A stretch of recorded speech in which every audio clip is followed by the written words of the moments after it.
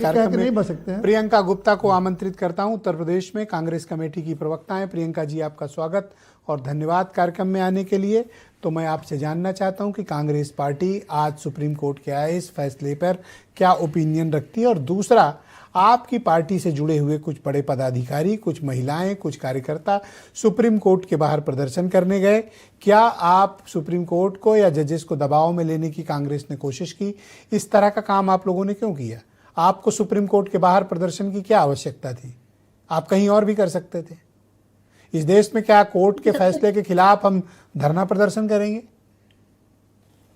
सबसे पहले तो मैं उन्नाव की उस बेटी को जिसको आपने चैनल पर बुलाया, सबसे पहले तो मैं आपको भी धन्यवाद देना चाहूंगी कि कम से कम उस बेटी की आवाज इस प्रदेश के मुख्यमंत्री तक पहुंचेगी और वो उसको जरूर बुलाएंगे। मैं उम्मीद करती हूँ आपके चैनल को जरूर देखा जाता है और आपके चैनल को देखने के बाद उसको बुलाकर उसकी जो परिस्थिति है और उसकी जो स्थिति है उसको समझने की कोशिश की जी।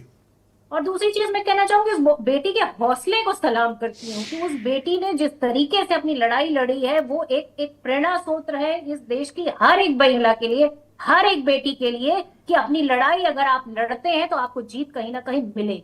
आप उस बच्ची का सब कुछ चला गया, उसके पिता का साया चला गया, उसकी जो है चाची चली गई, उसके खुद के ऊपर हमला किया गया, उसको यहाँ तक अपने ऊपर मतलब अपने आप को आत्मदाह की कोशिश करनी पड़ी, तब जाकर उसको कहीं जो है संज्ञान में लिया गया था ये केस। जब पब्लिक के अंदर उबाल आ गया, जब मीडिया ने पूरी तरीके से उसको सपोर्ट कर दिया, आज ये लड़ाई फिर से उसी स्थिति में जाकर पहुंची हुई थी। जिस तरीके से जब दिल्ली की सड़कों पर वो बैठी हुई थी, तो क्या आप ये बताइए कि भारतीय जनता पार्टी की ये नेता, मंत्री, ये महिला कार्यकर्ता, ये सब कहाँ चली गई? दिल्ली की मुख्यमंत्री रेखा गुप्ता कहाँ थी? मैं पूछना चाहती हूँ कि ये महिला आयोग कहाँ था? कहीं था, कहीं दिख रहा था? इस देश की राष्ट्रपति महिला है पर कोई नहीं दिखा वहां पर।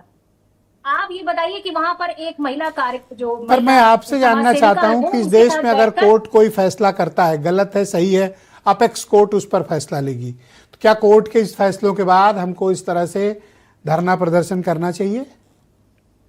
ये धरना प्रदर्शन नहीं था, ये उस बच्ची का सपोर्ट था जो अकेले जाकर इस लड़ाई को लड़ रही थी। उस रात को जब दरवाजा खटखटाया तो राहुल गांधी जी का दरवाजा रात में खुल गया था। उन्होंने हर संभव मदद देने की कोशिश की और वादा किया।